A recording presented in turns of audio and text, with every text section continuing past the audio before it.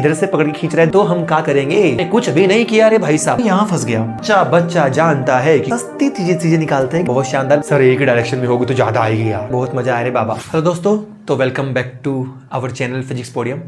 मैं मोहित स्वागत करता हूँ आप सभी लोगों का अपने यूट्यूब चैनल फिजिक्स पोडियम पर, जिसमें कि हमने लास्ट लेक्चर के अंदर लेक्चर नंबर 3 में, जो कि वेक्टर्स का था, वेक्टर एडिशन पर चर्चा की थी। मैंने आपको वेक्टर को जोड़ना सिखाया था, a प्लस बी को ऐड कैसे करते हैं।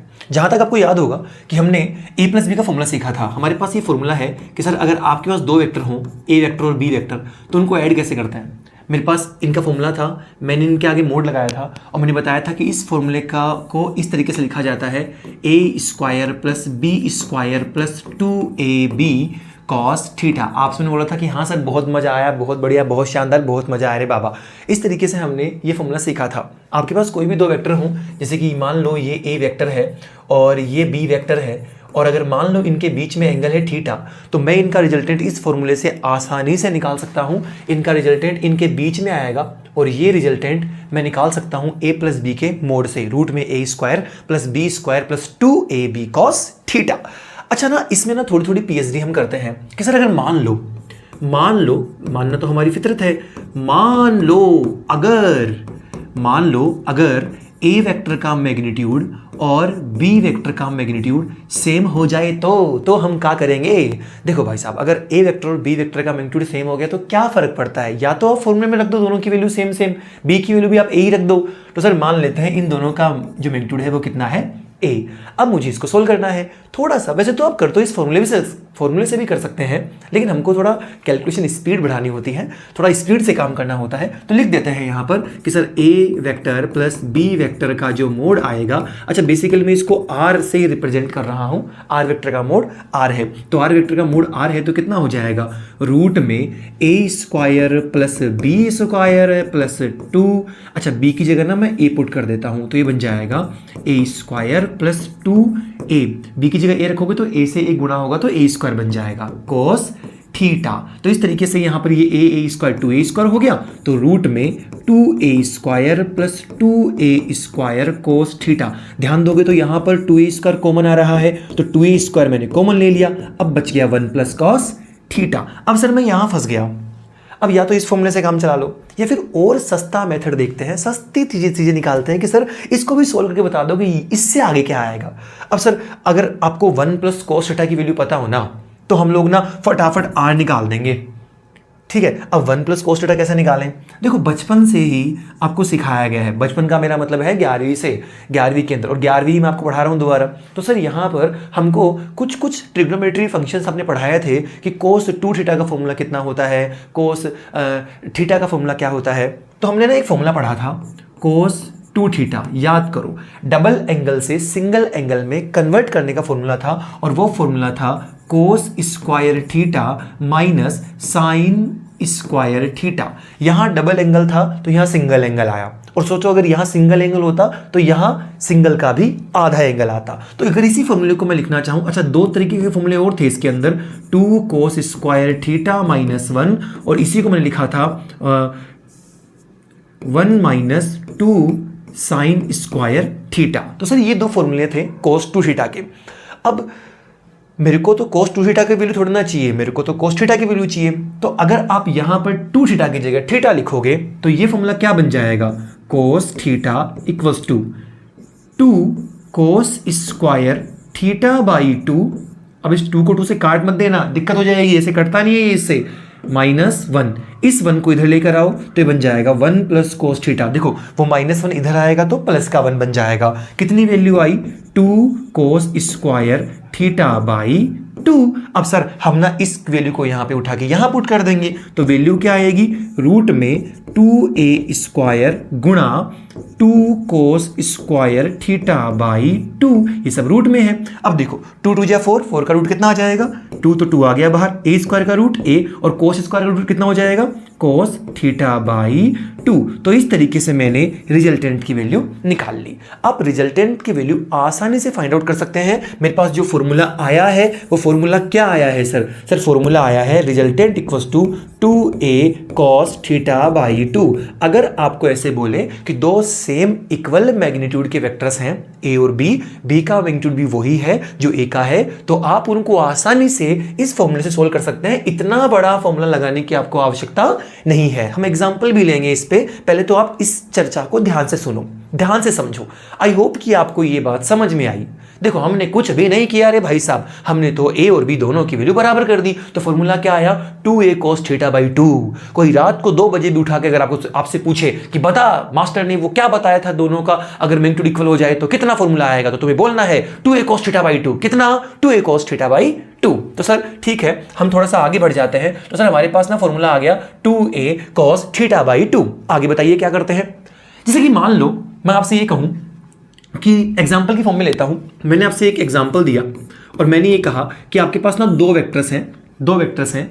एक वेक्टर है F vector, F1 vector force की फॉर्म में ले रहा हूं मैं, और ये है 10 न्यूटन। बहुत बढ़िया, F1 वेक्टर हो गया।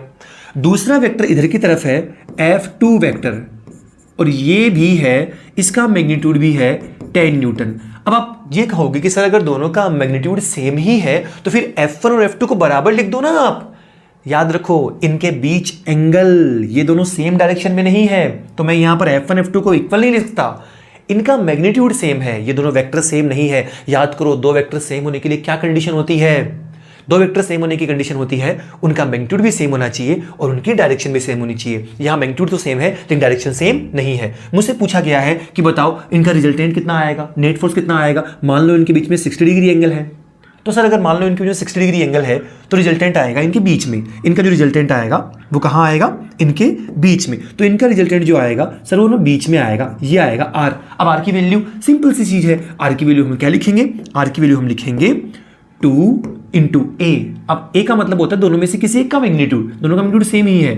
2 इंटू 10 cos 60/2। 60/2 का मतलब हो गया 30, और cos 30 की वैल्यू होती है √3/2। तो आंसर कितना आएगा, 2 इंटू 10 इंटू √3/2। 2 ने 2 को मार डाला, कितना आया 10√3। इसका मतलब अगर दो 10 के वेक्टर्स के बीच में अगर 60 डिग्री वैल्यू हो तो उनकी जो वैल्यू आती है वो आती है 10√3। इसी तरीके से अगर मैं आपसे ये कहूं कि दो वेक्टर्स हैं 10 न्यूटन और 10 न्यूटन के, उनके बीच में ना एंगल जो है ना वो है 90 डिग्री। तो अब 90 डिग्री है तो रिजल्टेंट कहाँ आएगा, बीच में। सर रिजल्टेंट कितना आएगा, आप बोलोगे 2 इंटू 10 cos 90/2 कितना होता है 45, और cos 45 की वैल्यू होती है 1/√2।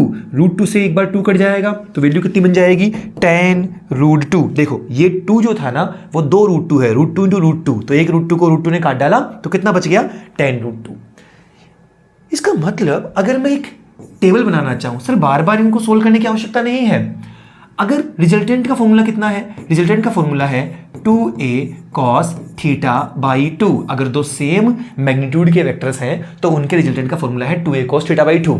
अगर थीटा की वैल्यू 60 डिग्री हुई तो रिजल्टेंट कितना आता है सर, √3 के साथ आता है सर, √3 आ जाता है एक वेक्टर के मैग्नीट्यूड के साथ। तो हम लिखेंगे √3 इंटू 10, √3 इंटू ए, √3a।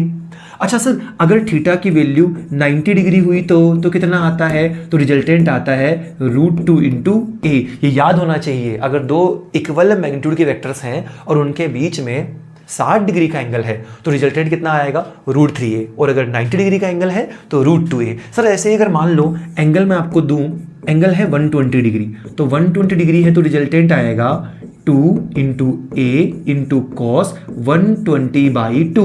120/2 का मतलब हो जाएगा 60 डिग्री, और cos 60 की वैल्यू होती है 1/2, तो ये बन जाएगा 2a इंटू 1/2। 2 ने 2 को मार डाला, आंसर आया a। तो याद रखना थीटा 120 होगा तो रिजल्टेंट आएगा a।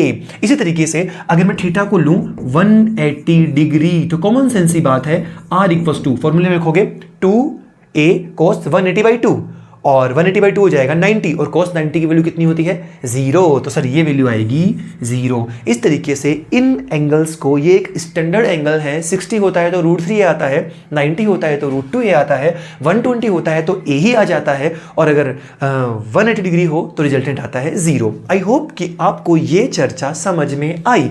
दो इक्वल वेक्टर के, इक्वल मैग्नीट्यूड के वेक्टर्स जो होते हैं उनका resultant 2a cos theta by 2 आता है। ठीक है, तो इस तरीके से हम लोग इन क्वेश्चंस को सोल्व कर सकते हैं। चलिए आइए थोड़ी सी चर्चा और आगे बढ़ाते हैं। एक काम करता हूं, मैं दूसरा पेज ले लेता हूं। देखिए ध्यान से, सर आपने ये सिखाया कि जो रिजल्टेंट आता है ना, मान लो आपके पास दो वेक्टर्स हैं, ये ए वेक्टर है और ये बी वेक्टर है। बहुत बढ़िया। अच्छा, रिजल्टेंट जो आता है ना वो इनके बीच में आएगा। ठीक है, इनके बीच का अगर एंगल थीटा था तो रिजल्टेंट कहाँ आएगा? इनके बीच में। ये रिजल्टेंट है सर। अच्छा, क्या रिजल्टेंट हमेशा एकदम बीच में आता है क्या? रिजल्टेंट ए के साथ जो एंगल बनाता है उसको हम क्या बोलते हैं? अल्फा। और रिजल्टेंट बी के साथ जो एंगल बनाता है उसे बोलते हैं बीटा। रिजल्टेंट का ए के साथ एंगल अल्फा, बी के साथ एंगल बीटा। तो सर ठीक है, ये तो हमको पता है। अब समझाना क्या चाहते हैं? मान लो लेट ए वेक्टर का मैग्नीट्यूड और बी वेक्टर का मैग्नीट्यूड सेम हो गया, तो सर बताओ फिर ये अल्फा और बीटा क्या होंगे? कॉमन सेंस ही बात है, रिजल्टेंट ना इधर झुकेगा ना उधर झुकेगा, दोनों की वैल्यू क्या हो जाएगी? बराबर। तो एक बात ध्यान रखना, ये अल्फा बराबर क्या हो जाते हैं? बीटा हो जाते हैं। तो इनका रिजल्ट डायग्राम कैसा बनेगा? सर ये ए वेक्टर, ये बी वेक्टर, और रिजल्टेंट कहाँ आएगा? एकदम बीच में। तो रिजल्टेंट आएगा एकदम बीच में। अल्फा और बीटा दोनों क्या रहने वाले हैं? सेम रहने वाले हैं। अगर आपको मेरी बताई हुई बातें समझ में आ रही हैं तो वीडियो को लाइक, चैनल को सब्सक्राइब और वीडियो को शेयर करना ना भूलें। ठीक है, तो सर इस तरीके से हमने अल्फा और बीटा दोनों को बराबर कर दिया। कब? जब दोनों वेक्टर्स इक्वल मैग्नीट्यूड के होंगे। अब अगर मान लो मैं आपसे ये कहूं कि सर लेट ए वेक्टर का मैग्नीट्यूड ज्यादा है बी वेक्टर के मैग्नीट्यूड से, तो एक बात ध्यान रखना भाई, ये दुनिया उसी के सामने झुकती है जो ताकतवर होता है।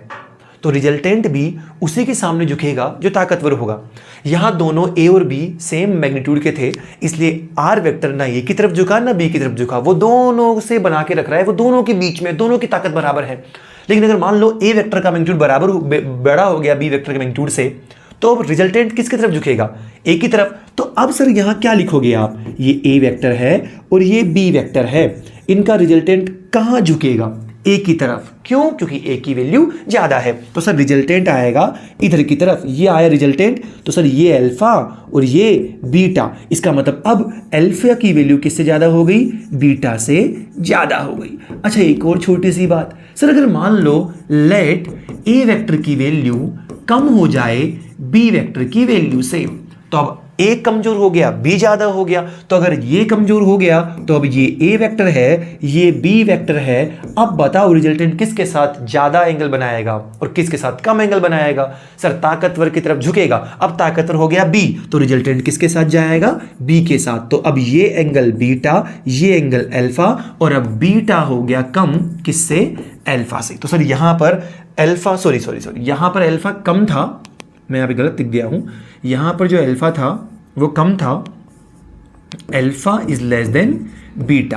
देखो यहां पे अल्फा कम है क्योंकि ए ज्यादा है, रिजल्टेंट ए की तरफ ज्यादा झुकेगा, और यहां पर अल्फा ज्यादा है क्योंकि बी ज्यादा है, क्योंकि रिजल्टेंट बी की तरफ ज्यादा झुकेगा।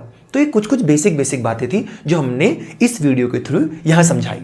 अगर दो वेक्टर्स के इक्वल मैग्नीट्यूड हो तो हम उनका रिजल्टेंट निकालते हैं 2a cos थीटा बाई 2। ये इलेक्ट्रोस्टैट्स जो 12th का फर्स्ट चैप्टर है उसमें बहुत काम आता है जब हम फोर्सेस की बातें करते हैं। ग्रेविटेशन के अंदर भी ये बहुत काम आता है जब दो सेम मासेस के बीच में फोर्स की चर्चा होती है। आइए आगे चर्चा करते हैं। ठीक है, हम ये बात समझ चुके हैं, आगे बढ़ते हैं। अब आगे अगर मान लो आपके पास अगर ऐसा हो कि कुछ स्पेशल केसेस की बात करता हूं मैं। स्पेशल केस नंबर 1 ये है कि सर आपने ना हमको रिजल्टेंट निकालना सिखा दिया। रिजल्टेंट का जो फॉर्मूला होता है ना वो आता है रूट में A square plus B square plus 2ab cos theta. आपके पास दो वेक्टर्स हैं, ये दो वेक्टर्स हैं, एक वेक्टर मैं ए वेक्टर को मान लेता हूं और एक वेक्टर मैं बी वेक्टर को मान लेता हूं। इनके बीच में एंगल जो है वो थीटा है, तो रिजल्टेंट इनके बीच में आएगा।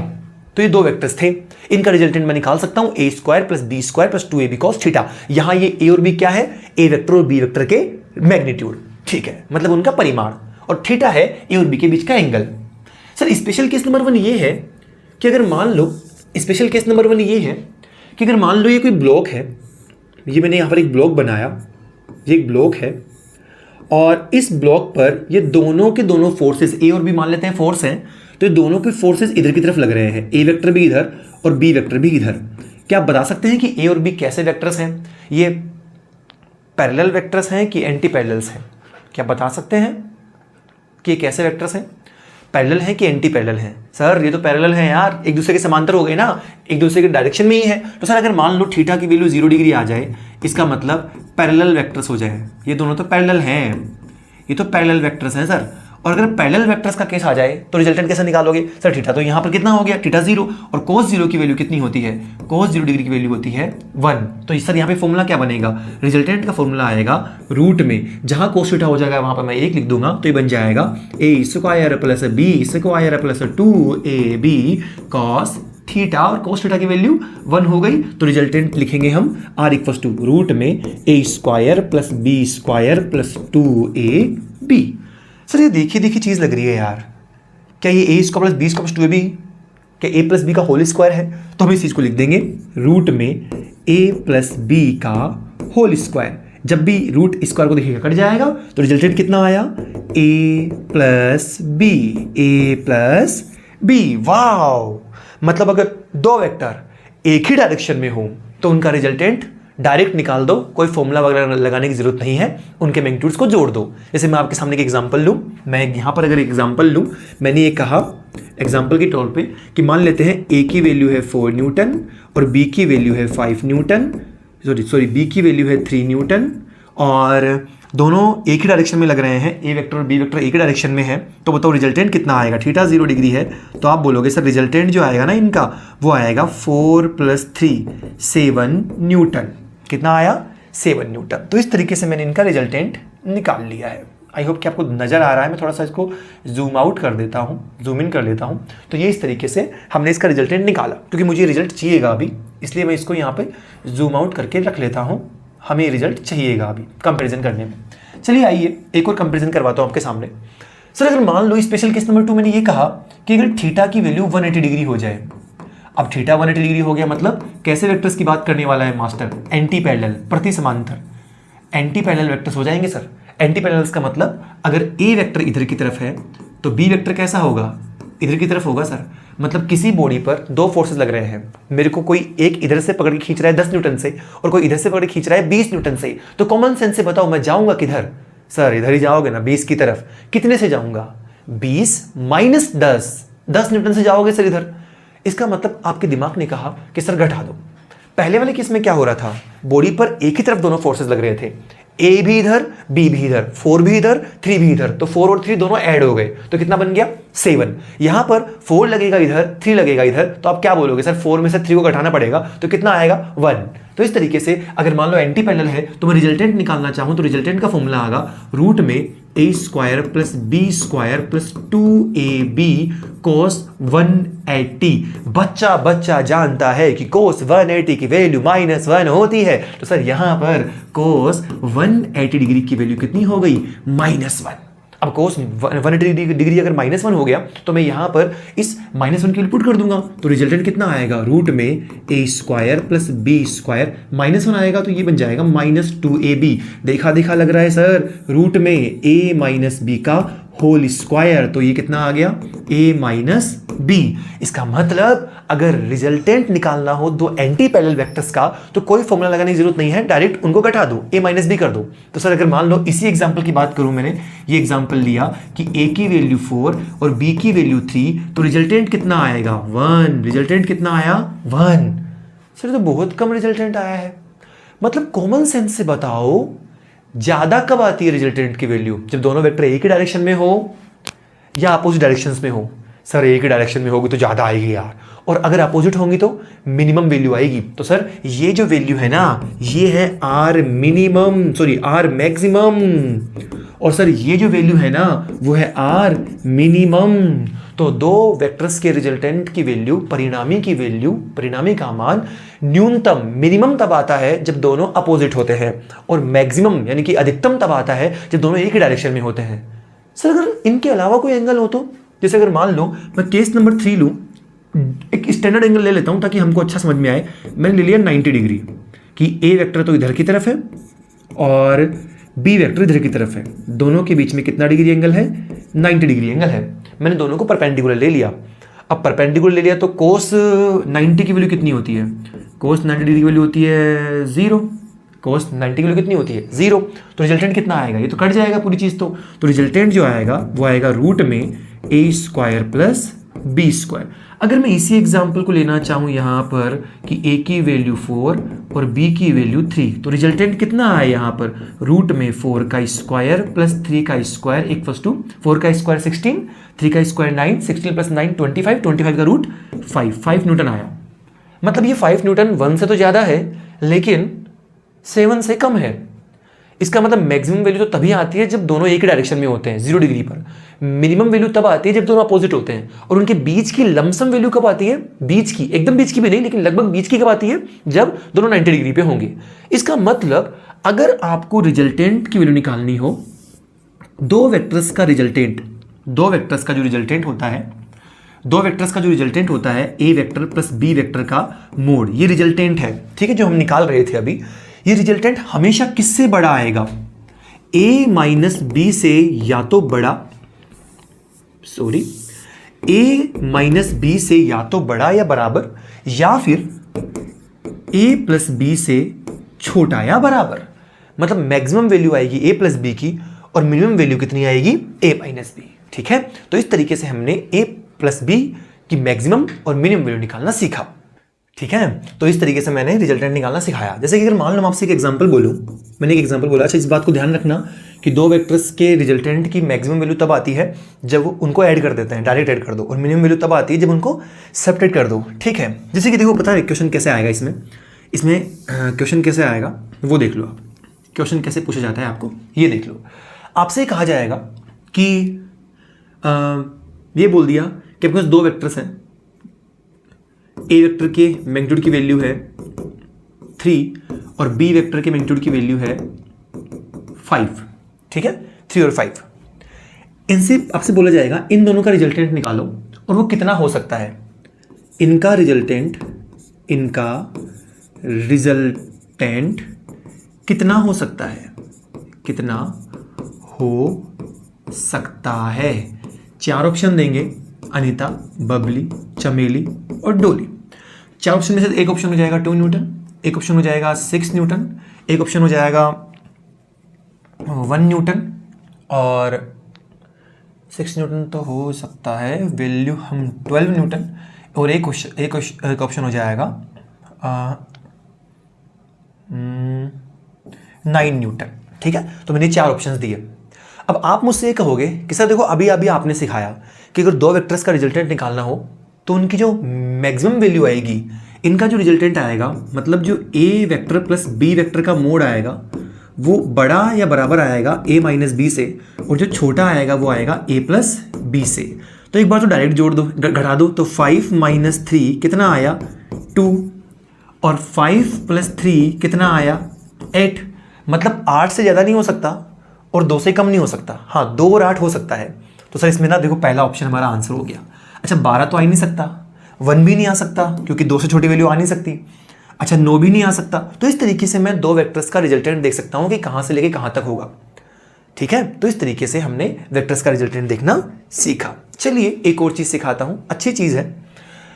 हमने ट्रायंगल लॉ सीखा, हम ट्रायंगल लॉ निकाल सकते हैं। हमने पैरेललोग्राम मेथड सीखा कि दो वेक्टर्स का रिजल्टेंट उनके बीच में आता है। फिर हमने tan अल्फा tan बीटा निकालना सीख लिया। मैंने आपको दो वेक्टर्स का रिजल्टेंट निकालना सिखा दिया। बहुत बढ़िया सीखा आप लोगों ने। और अब एक चीज़ हो रही है कि सर अगर मान लो 3 या 4 वेक्टर्स हुए, तो मान लो मैं आपको एक एग्जांपल बोलूँ। मैंने ये कहा कि कुछ वेक्टर्स दिए मुझे, कि एक वेक्टर दिया ये ए वेक्टर, और दूसरा वेक्टर दिया ये बी वेक्टर, तीसरा वेक्टर दिया ये सी वेक्टर।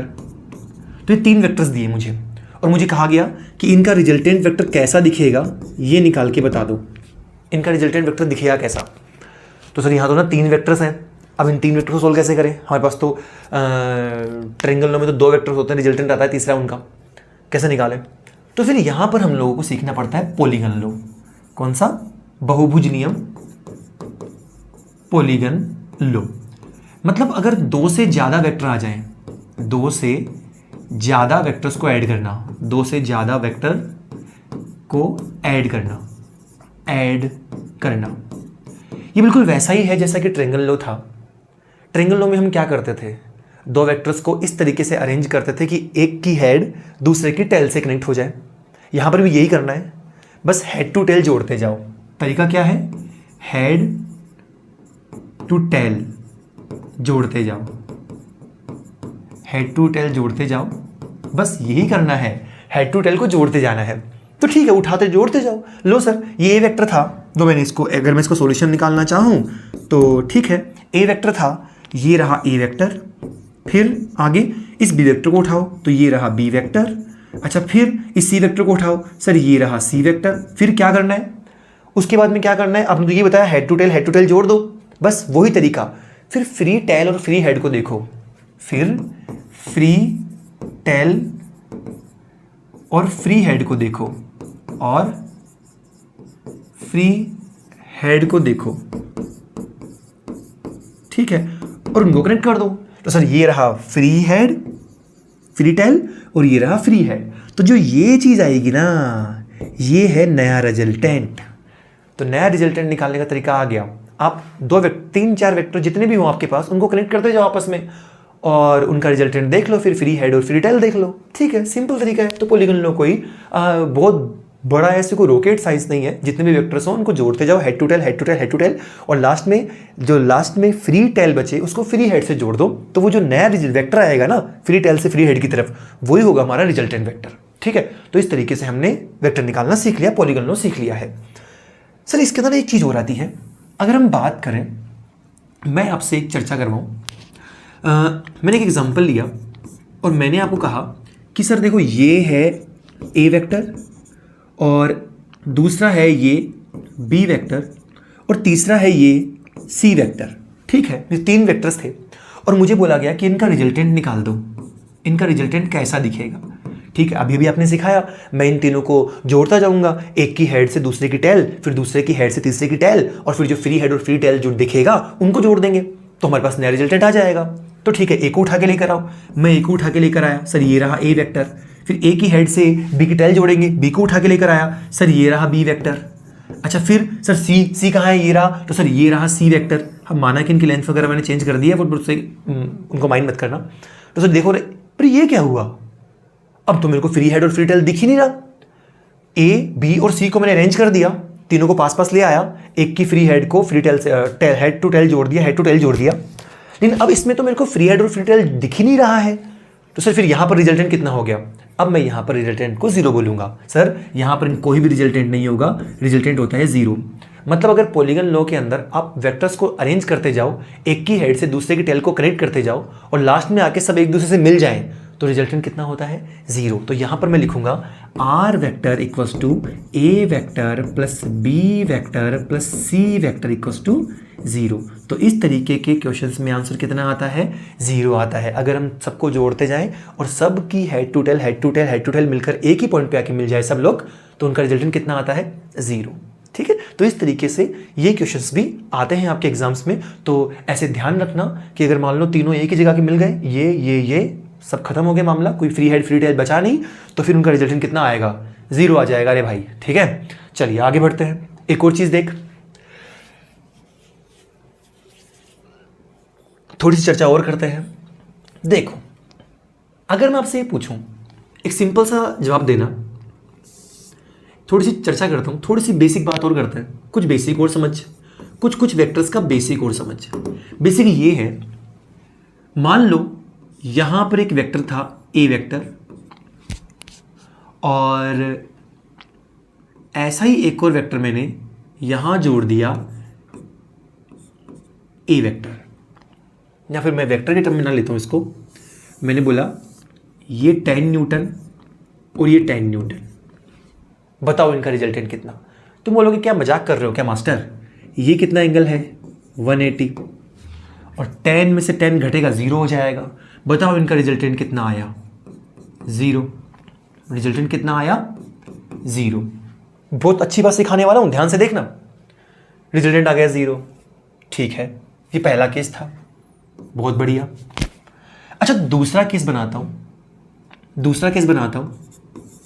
मैंने बोला ठीक है, एक वेक्टर ऊपर है 10 न्यूटन का, एक वेक्टर इधर है 10 न्यूटन का, एक वेक्टर इधर है 10 न्यूटन का, ये एंगल और ये एंगल तीनों 120 डिग्री, 120 डिग्री और 120 डिग्री पे सेपरेट है। मतलब 3 इक्वल मैग्नीट्यूड के वेक्टर्स हैं जो कि इक्वल एंगल से सेपरेट हैं। यहां पर 2 इक्वल मैग्नीट्यूड के वेक्टर्स थे, दोनों इक्वल एंगल से सेपरेट थे। तो फिर अब क्या करें, इनका रिजल्टेंट कैसे निकालें? सर क्या लगता है, ये 10 और ये 10 है, तो अगर ये 10 और ये 10 है, अगर ये 10 और 10 है तो क्या 2 इक्वल मैग्नीट्यूड के वेक्टर्स हैं? हाँ। और आपने सिखाया था कि अगर 2 इक्वल मैग्नीट्यूड के वेक्टर्स हो, उनके बीच 120 डिग्री एंगल हो, तो क्या उनका रिजल्टेंट 10 ही आ जाएगा, मतलब वही आ जाएगा जो उनका मैग्नीट्यूड है। तो इन दोनों का जो रिजल्टेंट आएगा वो उनके बीच में आएगा एकदम, और कितने का आएगा? 10 न्यूटन का।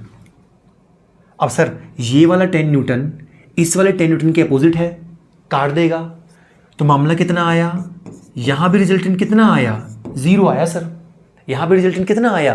0 आया सर। वाह यार, यहां भी 0 आ गया। अच्छा ठीक है, आगे बढ़ते हैं, आगे बढ़ते हैं। तीसरा एग्जाम्पल देख, मैंने ये कहा कि आपके पास ना ये 4 वेक्टर्स हैं, 1 2 3 4, ये 10 न्यूटन, ये 10 न्यूटन, ये 10 न्यूटन और ये 10 न्यूटन। बताओ इनका रिजल्टेंट कितना आएगा? सिंपल सी चीज है, ये 10 से काटेगा, ये 10 से काटेगा, मामला कितना हो गया? 0। तो इनका रिजल्टेंट भी कितना आया? 0। सर इनके बीच में एंगल कितना था? 90 90 90 90। यहां 4 इक्वल मैग्नीट्यूड के वेक्टर्स थे जो कि इक्वल एंगल से सेपरेट थे। यहां 3 इक्वल मैग्नीट्यूड के वेक्टर्स थे जो इक्वल एंगल से सेपरेट थे। यहां 2 इक्वल मैग्नीट्यूड के वेक्टर्स थे जो इक्वल मैग्नीट्यूड से सेपरेट थे। अरे रे रे रे भाई साहब, मतलब मैं कंसेप्ट समझ गया।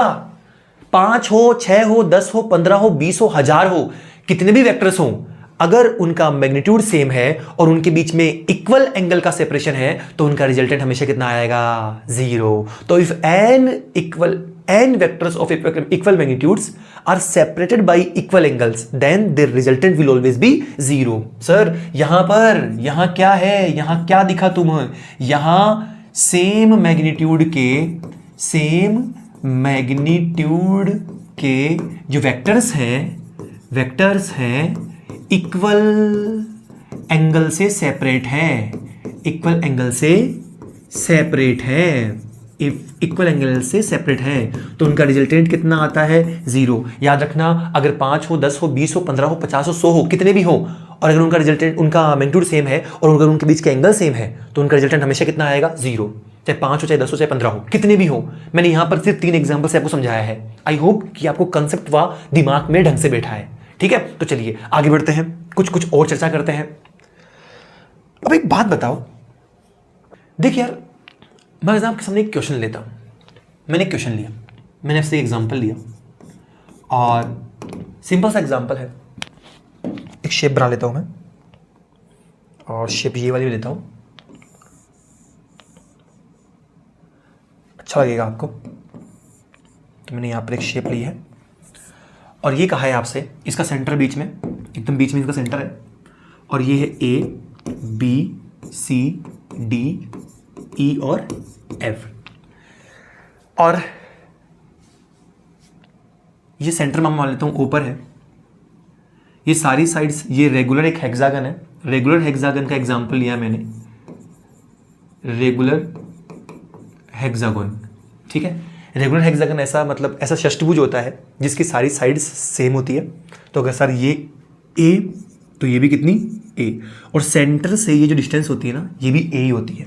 तो सर इसमें 6 इक्विलेटरल ट्रायंगल्स बनते हैं, तो मैं बना देता हूँ उनको। ये से 6 इक्विलेटरल ट्रायंगल्स बनेंगे ऐसे। ठीक है, ऐसे ये 6 इक्विलेटरल ट्रायंगल्स बनेंगे। सारे एंगल्स कितने होते हैं? 60 60 60 60 60। ठीक है, और मैंने सिर्फ आपसे इतना पूछा है कि आप तो मुझे बता दो कि OA vector, OB vector, OC, OD, OE और OF कितना होगा। OA vector plus OB vector plus OC vector plus OD vector plus OE vector plus OF vector कितना होगा? ट्राई कीजिए और आंसर निकाल के बताइए, और अपने कमेंट सेक्शन में जरूर बताना कि इसका आंसर कितना आया। ठीक है, मैं भी तो देखूं कितना पढ़ रहे हो आप। ठीक है। ओ एफ वेक्टर कितना आया। चलिए डिस्कस करते हैं। सर एक बात बताओ, आप बात कर रहे हो इस वेक्टर की, इस वेक्टर की, इस वेक्टर की, इस वेक्टर की, इस वेक्टर की और इस वेक्टर की। अभी अभी आपने सिखाया कि अगर आपके पास n इक्वल मैग्नीट्यूड के वेक्टर्स हों और उनके बीच में सेम एंगल का सेपरेशन हो तो उनका रिजल्टेंट कितना आता है, 0। अब देखो यहाँ पर इन सब का मैग्नीट्यूड सेम है, ए, और ये भी ए का है, ये भी ए का है, ये भी ए का है, ये भी ए डिस्टेंस का है, ये भी ए डिस्टेंस का, ये बी डिस्टेंस का है, और उनके बीच में एंगल कितना है, 60, 60, 60, 60, 60 और 60। तो ऑब्वियसली बात है इन सबका रिजल्टेंट कितना आएगा, 0। तो ठीक है, आंसर कितना आएगा, 0। बहुत बढ़िया, बहुत शानदार। तो इतना सिंपल क्वेश्चन था। अच्छा एक और क्वेश्चन बनाता हूं मैं इसी में, आ जाओ। वापस वही क्वेश्चन बना रहा हूं, वैसा ही क्वेश्चन है, ध्यान से देखना। वही हेक्सागन लेता हूं, मैंने वही हेक्सागन लिया है, वही हेक्सागन लिया है आपके सामने, और साइड्स वो की वो लिख रहा हूं मैं, a b c d e f. ठीक है, सेंटर बीच में, यहां सेंटर इनके बीच में है, और मैंने सिर्फ से ये पूछा है कि A B vector plus A C vector plus A D vector plus A E vector plus A F vector, इनकी वैल्यू कितनी आएगी, या फिर मैं इनकी वैल्यू दे देता हूं N of A O vector. तो find out the value of N, N की वैल्यू कितनी है। ठीक है, तो ये बताइए आप, थोड़ा टाइम लीजिए और सॉल्व करके बताइए। और इस n की वैल्यू आप कमेंट सेक्शन में लिखेंगे कि सर इस हेक्सागन वाले में जिसमें आपने n पूछा था ना उसकी वैल्यू इतनी आई है, बताइए इस n की वैल्यू कितनी है। 2 मिनट वीडियो पॉज कीजिए और इसका सोल्यूशन कीजिए, फिर मैं इसका सोल्यूशन करवाने वाला हूं। चलिए आइए बात करते हैं। सर आप हमसे पूछने वाले हैं, आप हमसे ये पूछ रहे हैं कि ये जो ए बी वैक्टर है और ये जो ए सी वैक्टर है, ये जो ए डी वैक्टर है, तो पहले तो ना मैं इनकी साइड्स को मिला देता हूँ एक दूसरे से। तो ये साइड्स ऐसे है, इन सबको मिला देता हूँ मैं। तो क्या 6, पिछले वाले क्वेश्चन की तरह कर रहा हूँ, पिछले वाले क्वेश्चन भी ऐसा ही था।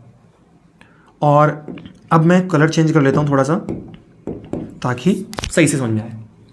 सर ये ओ था, यहाँ पर ये ओ था, और आपको ना ए बी वैक्टर निकालना है पहले। तो अगर आपको ए बी वैक्टर चाहिए, ए बी वैक्टर, तो सर ए बी वैक्टर में मैं कैसे ए ओ को कैसे शामिल करूँ, मतलब इस ए ओ वैक्टर को मैं शामिल कैसे करूँ। सर एक बात बताओ, अगर ये ए ओ और ये ओ बी दोनों मिल जाए तो क्या ए ओ वैक्टर आ जाएगा रिजल्टेंट। सर ये ए ओ है, ये ओ बी है, तो याद करो ट्रायंगल लो क्या समझाया था, अगर ये एक ए वेक्टर हो और ये एक बी वेक्टर हो तो इनके सामने एक सी वेक्टर जरूर आएगा, वो उनका रिजल्टेंट होगा। अगर किसी ट्रायंगल की दो साइड, ये ट्रायंगल ये एक, अगर किसी ट्रायंगल की दो साइड एक ही सेंस में दो वेक्टर्स को रिप्रेजेंट करें तो उनकी तीसरी साइड उनके अपोजिट सेंस में उनके रिजल्टेंट को रिप्रेजेंट करती है। तो क्या ए ओ और ओ बी का रिजल्टेंट ए बी है, क्या ए ओ और ओ बी का रिजल्टेंट ए बी है। हाँ बिल्कुल, ए ओ और ओ बी का रिजल्टेंट ए बी है। तो सर लिख सकते हैं ए बी को कैसे लिखेंगे हम, sir A O vector plus O B vector, simple सी चीज है। अच्छा ऐसे ही अगर मैं लिखना चाहूं ए सी को तो ए सी वैक्टर कैसे लिखेंगे आप। अरे सर ए सी वैक्टर लिखना कौन सी बड़ी बात है, अब ये ट्रायंगल बन जाएगा ए ओ और ओ सी, ए ओ ओ सी, ए ओ ओ सी, तो क्या ए सी आ जाएगा, बिल्कुल। तो सर हम ना ए सी वैक्टर को कैसे लिखेंगे, ए सी को लिखेंगे A O vector plus O C vector, so simple so easy, just looking like you, wow. अच्छा सर आप ए डी को कैसे लिखेंगे, ए डी वैक्टर। अब ए डी वैक्टर तक जाने के लिए कोई ट्रायंगल तो बन नहीं रहा है जिसमें कि ए ओ आ सके। यहां तो सर देखो ए ओ और ओ डी, ए ओ और ओ डी दोनों को ऐड कर दो, तो सर यहां हम कर देंगे A O vector plus O D vector. लो ये हो गया पूरा। अच्छा ऐसे ही ए ई वैक्टर को कैसे लिखोगे आप, ए ई वैक्टर, बाप बताइए ए ई। Sir A O plus O ई, तो ये बन गया A E, A O plus O E, A O O E equals to A E. तो ठीक है हम यहां पर ए ई वैक्टर लिख देंगे, A E vector equals to A O vector plus O E vector.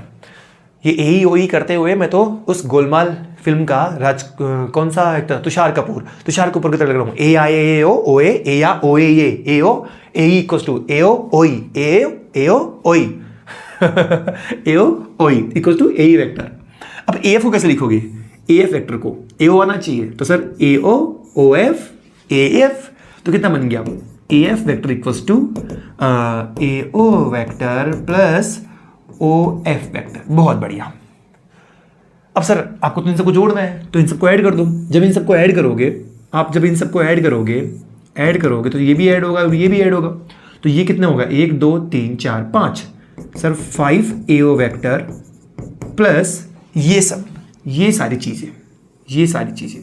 अब एक बात बताओ, अभी हमने सीखा कि ओ बी वेक्टर, यार देखो इससे पहले देखो यार, यहाँ पर अभी हमने सीखा कि ओ A O B O C O D O ई और ओ एफ, इन सब का सम तो 0 होता है। तो हमको एक चीज़ तो पहले से ही पता है कि सर यहाँ पर ना O A vector plus O B vector plus O C vector plus O D vector plus O E vector plus O F vector कितना होने वाला है? 0। बट आपको तो क्या जोड़ना है? केवल O B O C O D O E O F, O B O C O D O E O F, ये तो बच गया। इसको उधर ले जाओ तो ये बन जाएगा O B vector plus O C vector plus O D vector plus O E vector plus O F vector equals to minus का ओ ए वेक्टर। ठीक है, तो सर इन सब की जगह कितना आएगा? माइनस का ओ ए वेक्टर। ठीक है, और हमको ये बात पता है कि सर ये है ए ओ वेक्टर और ये है ओ ए वेक्टर, ये है ए ओ वेक्टर और ये है ओ ए वेक्टर। क्या दोनों मैग्नीट्यूड में सेम और डायरेक्शन में अपोजिट है? इसका मतलब मैं यहाँ लिख सकता हूँ कि ए ओ वेक्टर इक्वल होगा माइनस ओ ए वेक्टर के। तो ठीक है, जहाँ माइनस ओ ए है वहाँ ए ओ लिख दो, तो कितना बन जाएगा? 5 ए ओ वेक्टर प्लस ए ओ वेक्टर, कितना बन गया? 6 ए ओ वेक्टर। तो सर n की वैल्यू कितनी आ गई? 6। तो n की वैल्यू कितनी आई? 6। जिसका आंसर 6 आया था वो अपने आप को शाबाशी देगा, जिसका आंसर 6 नहीं आया कोई बात नहीं, प्रैक्टिस करते रहिए। जो मैंने समझाया वो आपको समझ में आया है, बढ़िया है। प्रैक्टिस करने से ही हम आगे बढ़ेंगे। देखो सीधी सी बात है भाई, मैं क्लास में भी बोलता हूँ, मैं क्लास में हमेशा मेरे स्टूडेंट्स को एक बात बोलता हूँ कि आंसर आए चाहे नहीं आए वो अलग बात है, हमसे क्वेश्चन सोल्व हो चाहे ना हो वो अलग बात है, लेकिन हम प्रयास ही ना करें ये गलत बात है। नीट और जेईई में सिलेक्शन पाने के लिए आपको प्रयास करना पड़ेगा, अपने आप को घिसना पड़ेगा। जब तक आप अपने आप को नहीं घिसेंगे, आप में निखार नहीं आएगा, आप नीट और आईआईटी के लायक नहीं बन पाएंगे। हाँ, नीट और आईआईटी कोई अंतिम लक्ष्य नहीं है, लेकिन सर हमें हमारे दिमाग की ग्रोथ करनी है। ठीक है, तो हमें अपना नाम रोशन करना है, अपने पिताजी का नाम रोशन करना है, माताजी का नाम रोशन करना है, अपनी फैमिली का नाम रोशन करना है, तो उसके लिए हमें पढ़ना पड़ेगा, उसके लिए हमें इन चीज़ों को सीखना पड़ेगा। ठीक है, तो इस तरीके से हमने इस क्वेश्चन को किया। देखिए जरा एक बार, कोई डाउट है तो प्लीज़ पूछिए। कोई डाउट अगर आपको हो तो आप कमेंट सेक्शन में लिख सकते हैं, हम उसकी चर्चा बाद में कर सकते हैं। चलिए ठीक है, तो आपको ये क्वेश्चन समझ में आया? कोई स्पीड नहीं है, आराम से चर्चा कर रहा हूँ मैं, कोई स्पीड से भागने की आवश्यकता नहीं है, अपना ही टाइम है सारा। ठीक है, तो चलिए आगे और सिखाता हूँ एक चीज़, एक कॉन्सेप्ट और सीखो, एक कॉन्सेप्ट और सीख। कॉन्सेप्ट ये है कि सर अगर मान लो मैं पहली बात करूँ, पहला पॉइंट लिखूँ, अगर आपके पास 2 वेक्टर्स हैं और उनका मैग्नीट्यूड इक्वल है तो क्या उनका रिजल्टेंट 0 हो सकता है? हाँ सर, 2 इक्वल मैग्नीट्यूड के वेक्टर्स का जो रिजल्टेंट है ना वो 0 हो सकता है, बिल्कुल हो सकता है। अब तुम बोलोगे सर कब, तो तुम बताओ ना कब। 2 इक्वल मैग्नीट्यूड के वेक्टर्स का रिजल्टेंट 0 कब होता है? जब उनके बीच में एंगल 180 डिग्री हो। जब एंगल कितना हो? 180 डिग्री। सीधी सी बात है, इधर की तरफ एक इधर की तरफ, ए वेक्टर इधर बी वेक्टर इधर, और अगर मान लो दोनों का वेक्टर बराबर है, मामला कितना आ गया? 0। तो एक बात तो हमको सीधी सी क्लियर पता है। अच्छा दूसरी चीज, क्या 2 अनइक्वल मैग्नीट्यूड के वेक्टर्स का सम 0 हो सकता है क्या? मैं आपसे ये पूछूं, क्या 2 अनइक्वल मैग्नीट्यूड का मतलब होता है हमारे हिंदी भाइयों के लिए, हिंदी मीडियम वालों के लिए, परिमाण। अनइक्वल का मतलब असमान, तो असमान परिमाण के वेक्टर्स का R0 हो सके है क्या? क्या दो अनइक्वल मैग्नीट्यूड के वेक्टर्स का रिजल्टेंट जीरो हो सकता है? जैसे एक है 4 और एक है 3। सर नहीं, उनका रिजल्टेंट जीरो नहीं हो सकता, कभी नहीं हो सकता, नहीं, नो। अगर दोनों का रिजल्टेंट, दोनों का मैग्नीट्यूड ही अलग अलग है तो उनका रिजल्टेंट जीरो कैसे हो सकता है? उनकी मिनिमम वैल्यू जैसे 4 और 3 है, उनकी मिनिमम वैल्यू तो एक ही आएगी ना, 4 - 3 1, जीरो तो कभी नहीं आएगी, मतलब नहीं हो सकता सर। तो फिर अगर अनइक्वल मैग्नीट्यूड के वेक्टर्स हों, जैसे मैं एक एग्जांपल लूं, मैंने कहा कि एक वेक्टर ये है ए वेक्टर और एक वेक्टर ये है बी वेक्टर, इनका रिजल्टेंट जीरो तो होगा नहीं, तो इनका रिजल्टेंट जीरो करने के लिए क्या मुझे एक तीसरा वेक्टर लाना पड़ेगा? हाँ बिल्कुल लाना पड़ेगा। तो मान लेते हैं इनके बीच कुछ एंगल है, इनका रिजल्टेंट आया इधर की तरफ आर वेक्टर, ओके, और ये आर वेक्टर कितना है? A vector plus b vector. A vector plus b vector इन दोनों के प्लेन में ही होगा। अब अगर मान लो मुझे इसको हटाना है, इसको जीरो करना है, तो क्या इसके अपोजिट में मुझे एक और वेक्टर लाना पड़ेगा सी वेक्टर, और अगर मान लो सी वेक्टर की वैल्यू इन दोनों के बराबर हो गई तो मामला कितना हो जाएगा? जीरो।